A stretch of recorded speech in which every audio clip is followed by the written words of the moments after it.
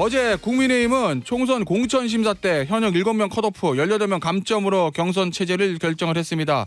그리고 강남 3구를 제외한 수도권의 경선 비율도 정했는데 이양수 국민의힘 원내 수석 부대표 전화로 연결해서 자세한 이야기 나눠보도록 하겠습니다. 의원님 안녕하세요.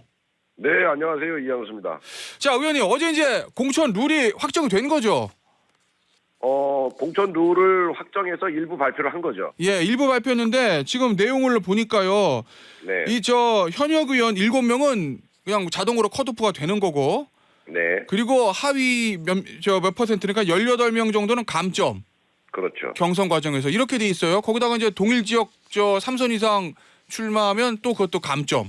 그렇습니다. 이렇게 되는 게 주요 내용인 것 같은데, 네. 이렇게 한 이유는 뭐라고 저희가 이해하면 될까요?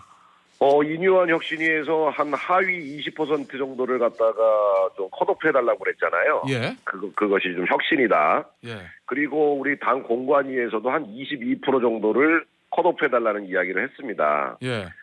하위 20% 정도, 그러니까 20%, 22% 정도의 기준을 맞추다 보니까, 예.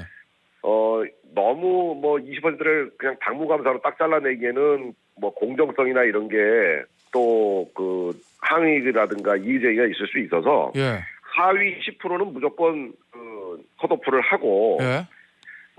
하위 10%부터 30%까지는 기회를 한번 주자. 예. 거기는 30%의 10%부터 30%는 감점제를 줘서 경선을 시키자. 예. 그렇게 해서 18명은 감점제를 줘서 경선을 시키고, 그리고 3선 이상 동일 지역에 나오시는 분들에 대해서도 감점제를 실시하자. 예. 이렇게 하면 전체적으로 20%는 당연히 넘을 거고, 현역 의원들에 대한 교체율이 한 30%까지도 가지 않겠느냐. 예. 물론 정확한 수치를 지금 알 수 없습니다만, 그렇겠죠. 예, 그렇지만 상당히 그래도 일을 열심히 하고 당무감사라든가 여론조사라든가 여러 가지 평가를 통해서 나온 그 점수로 하는 거기 때문에, 예. 상당히 시스템에 입각한 공천을 하기 때문에 그 시스템에 대해서 아무래도 떨어진 사람 불만이 있을 수 있지만 그래도 예. 어떤 점수로 계량화된 걸로 하기 때문에 과거처럼 밀실 공천이다 이렇게 얘기하기 어렵고, 나름 상대적으로 객관성을 확보한 방법으로 컷오프를 진행한다, 이렇게 봐주시면 좋을 것 같습니다. 그러니까 공천권자의 주관이 개입되는 것보다는 숫자로 그냥 칼같이 자르겠다. 정성 평가보다는 정량 평가를 하겠다. 이런 의미신 거죠? 그렇습니다. 지금 많은 분들이 윤심 공천 아니냐 이런 예. 얘기들 많이 하잖아요. 예. 그 아니라고 저희가 백날 얘기해도 안 믿어요, 사람들이. 특히 민주당은 100% 윤심 공천이라고 우리 공천 망할 거라고 얘기하거든요. 예. 그게 아니라는 걸 보여주기 위해서 시스템에 의한, 정량에 의한, 점수에 의한 컷오프를 진행한다. 아하. 그래서 누구를 일부러 타겟을 지정해서 그 사람을 제거하고 거기에 누구를 안 쓴다, 이런 말이 아예 나오지 않도록 원천 차단하는 효과가 있죠. 예, 알겠습니다. 이 하위 몇 퍼센트를 이제 컷오프 시키는 거는 그동안 총선에서도 많이 있었는데, 의원님, 제가 네. 보니까 앞서 제가 잠깐 말씀드렸던 이 동일 지역 3선 이상 일단 네. 15%는 무조건 감점이에요. 네. 그런데 3선 의원들이 또 만약에 하위 평가를 받아서 페널티를 받으면 최대 35%까지 감점이 되더라고요. 그렇죠. 근데 지금 제가 3선 의원들 명단 보니까 그냥 쟁쟁한 의원들이 많던데, 네. 예. 그리고 여기다가 만약에 경선 때 신인에게 가점 주면은 최대한 50% 정도까지 차이가 벌어지는 거잖아요. 네. 어제 이제 박지원 전 국정원장이 페이스북에 네. 글 쓴 거 보니까 네. 이 3선 이상이면 영남 출신들이 다수다. 네. 검액관, 용액관은 살리고 당의 의원들은 죽이는 공천 학살이 예상대로 시작된다. 네. 이들이 개혁신당으로 우르르 몰려가지 않겠냐. 이준석 전 대표 축하한다. 이런 취지의 글 썼거든요. 네. 이거 어떻게 보세요? 부처님의 눈으로 보면 부처가 보이는 거고, 예. 또 다른 눈으로 보면 다른 게 보이는 건데요. 예. 그러고만 보니까 이제 그렇게 보이죠. 그분 눈에는. 예. 3선 이상이 실질적으로 일을 열심히 해서 예. 하위 30% 이내에만 포함 안 되면은 예. 15%의 감점만 받습니다. 그렇죠. 3선 의원으로서 지역구를 완전히 장악하고 있는 의원님들이 15% 감점이라고 하는 것은 100%의 15점이 아니고, 예.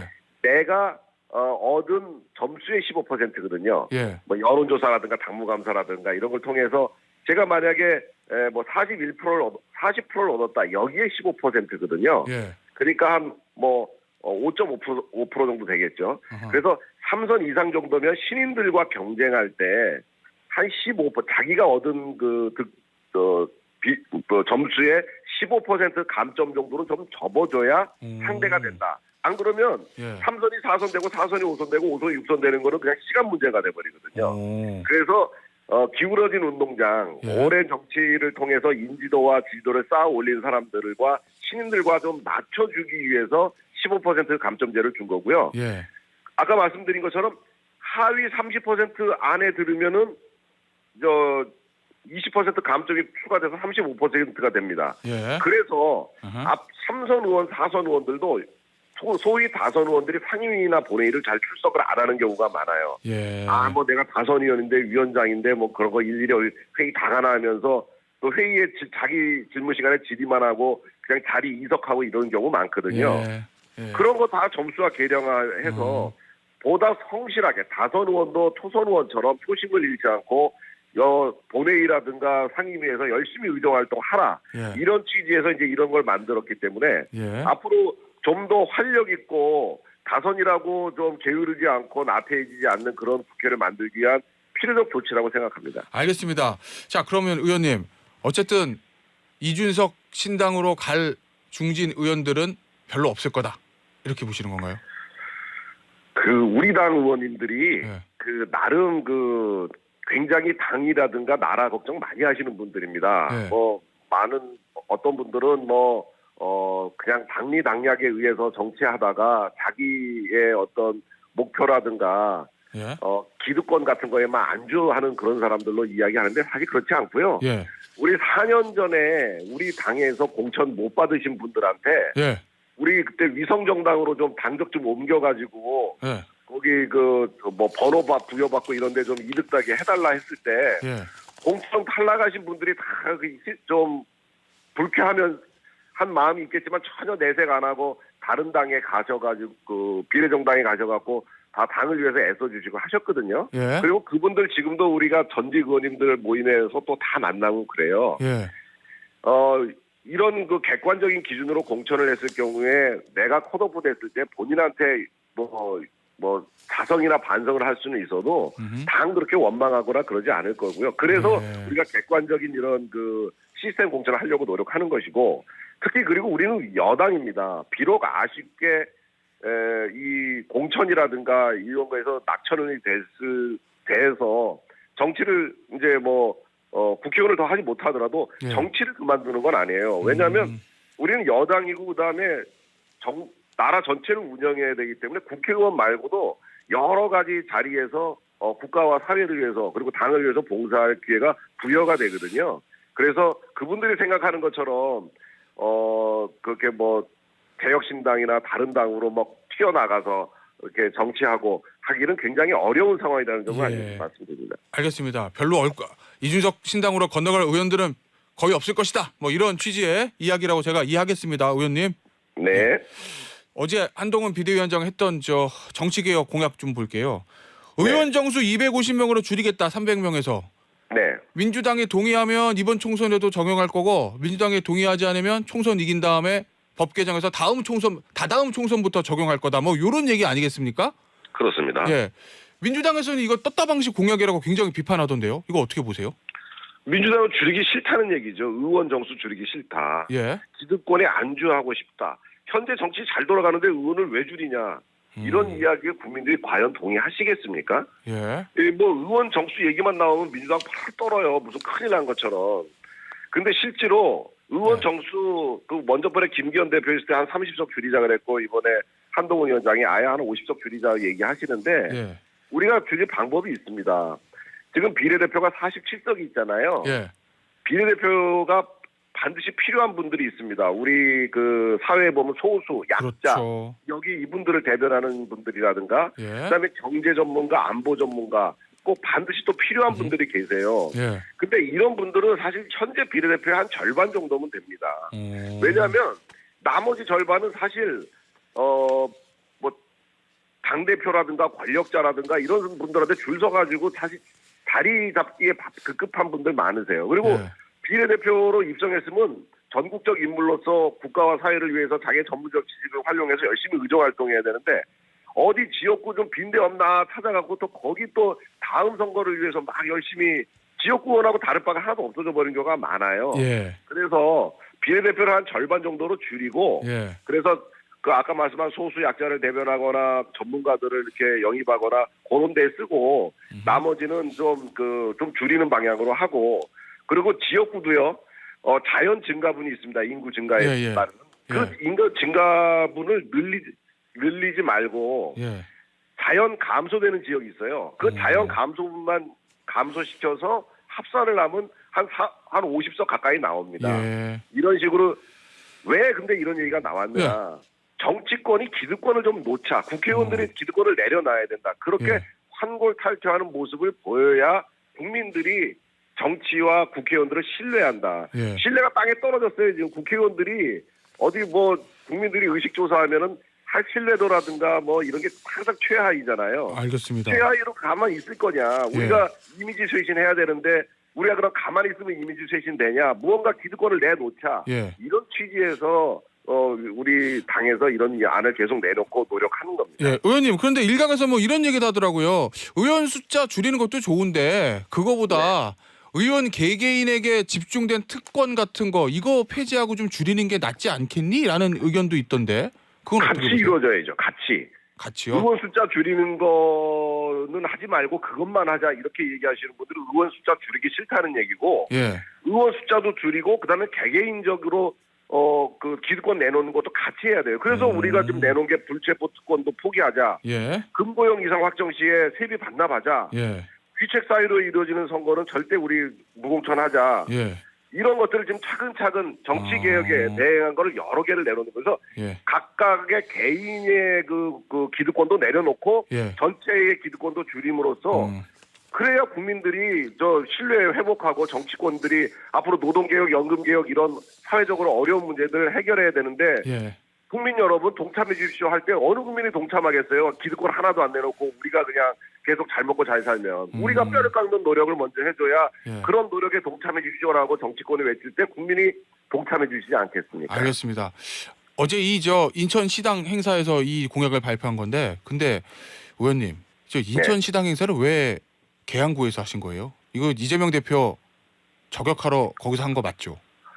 이재명 대표를 저격하러 간 게 아니고 이제 그 원희룡 전 장관께서 계양으로 출마를 하시는데 그 원희룡 장관이 출마를 하시는 날에 맞춰서 우리가 인천을 가다 보니까 그러면 출마 지역이 어디냐? 계양이다. 그래서 계양에서 이제 하게 됐습니다. 그러니까 어쨌든 이재명 대표를 타겟으로 한 거 맞는 거잖아요. 이재명 대표를 타겟으로 했느냐가 아니고 원희룡 장관을 띄우기 위해서 우리가 간 거죠. 그리고 원희룡 장관이 거기에서 이제 부각이 된 거죠. 그리고 물론 그렇게 따지면은 이 원희룡 장관의 상대자가 누구냐? 이재명 대표다. 그렇게 따지면은 거기까지 유추해 볼 수는 있겠습니다만 우리는 원희룡 장관을 띄우고 이 원희룡 장관이 당선될 수 있도록 당력을 좀 집중하겠다. 그런 취지에서 계양에서 했습니다. 이 인천 계양을이라는 지역이 제 기억에 이 국민의힘 결이 한 번도 승리하지 못했던 지역인데 승산 있을 거로 보세요? 원희룡 전 장관 대 이재명 대표의 빅매치? 뭐 일반적이면 우리가 승산이 좀 없는 지역이라고 봐야 되는데 왜냐하면 전통적으로 민주당 강세 지역이니까요. 그렇죠. 하지만 이재명 대표가 현재 거기에 그 출마가 되어 있잖아요. 이재명 대표는 사실 과거의 민주당의 당원 당규라면 출마 자체가 어려운 사람입니다. 왜요? 왜냐하면은 기소가 돼서 재판 중인 분은 원래 민주당에서는 출마를 못하도록 되어 있었죠. 그런데 그 당원 당규를 바꿔가지고 이제 출마를 하도록 지금 만들어놨잖아요. 그래서 민주당의 공천 기준이 이재명 대표에 맞춰진다면 뭐 거의 누구나 다 출마할 수 있을 정도로 공천 기준은 굉장히 낮아져 있어요. 그래서 이재명 대표가 제가 보기에는 역대 계양을 후보 중에 가장 취약한 후보가 아니냐 이런 생각이 들고 지금 그래서 우리 원희룡 장관은 계양을이 험지가 아니다 도전지다라고 이렇게 부르면서 승리를 목표로 해서 가는데 특히 이 원희룡 전 장관이 과거에 대장동 1타 강사였습니다. 대선 때. 대선 때 그랬죠. 이재명 대표에 대한 허점이라든가 대장동 문제를 꿰고 있는 분이기 때문에 이재명 대표와 원희룡 전 장관의 일전이 굉장히 기대가 되고요. 그런데 가장 염려가 되는 거는 이재명 당대표가 이 원희룡 1타 강사가 무서워갖고 도망갈까 이것이 가장 걱정이에요. 만약에 비례로 간다든지 예. 나는 이번에 비례 15번까지 확보를 위해서 비례대표 15번으로 갑니다. 이러면서 비례로 간다든지 예. 그다음에 아니면 다른 지역으로 좀 민주당이 좋은 텃밭으로 다시 옮겨간다든지 이러면은 아마 21세기 최고의 비겁자가 될 거다. 예. 계약을 지켜서 반드시 원희룡 장관하고 붙어라. 이것이 우리 국민들도 그렇고 우리 당에서도 요구하는 바입니다. 알겠습니다. 의원님 마지막으로 짧게 이거 좀 질문을 좀 드리죠. 이 권익위원회에서 이재명 대표 이 헬기 이송 관련해서 조사에 착수했다고 하던데 민주당에서는 이걸 가지고 2차 가해다, 정치적 의도가 있다 이렇게 반발하고 있거든요. 요건 어떻게 봐야 됩니까? 권익위의 행동에 대해서 정치인인 제가 이러다 저러다 이렇다 저렇다 평가를 하는 것은 좀 외람되긴 합니다만 예. 모든 국민들이 사용하는 그 헬기잖아요. 예. 그 헬기가 국민 세금으로 운영되는데 그것이 제대로 운영됐는지 예. 제대로 운영이 되지 않았는지에 대한 점검을 한다는 차원에서 앞으로 향후에 그 운영의 기본으로 삼는다는 차원에서 하는 거라고 보여지고요. 예. 그렇다고 해서 그것이 이재명 대표에 대한 처벌이라든지 이런 걸로 이어지지는 않을 거라고 보여지고 예. 이재명 대표도 충분히 불의의 사고를 당했고 습격을 당했고 그의 치료를 위해서 활용된 거라서 예. 크게 제가 별도의 논평을 하는 것은 바람직하지 않아 보입니다. 알겠습니다. 자, 하나만 더 여쭤볼게요. 네. 이태원 참사 특별법 대통령 거부권 요구하시는 겁니까? 국민의힘에서? 이거 지금 대통령께 이제 저희가 제휴 요구를 요청을 할 건지 안 할 건지를 해야 되는데요. 예. 지금 당 원내대표께서 지금 다양하게 저희 여론이라든가 그다음에 각 의원들의 의견들을 수렴하고 있고 예. 그리고 내일 의원총회에서 전체적으로 그거를 수렴할 예정이거든요. 그래서 예. 그 의원총회 이후에 저희의 입장을 밝히는 게 맞을 것 같습니다. 알겠습니다. 오늘 인터뷰는 여기서 마무리하도록 할게요. 지금까지 국민의힘의 이양수 원내수석 부대표였습니다. 의원님 감사합니다. 고맙습니다.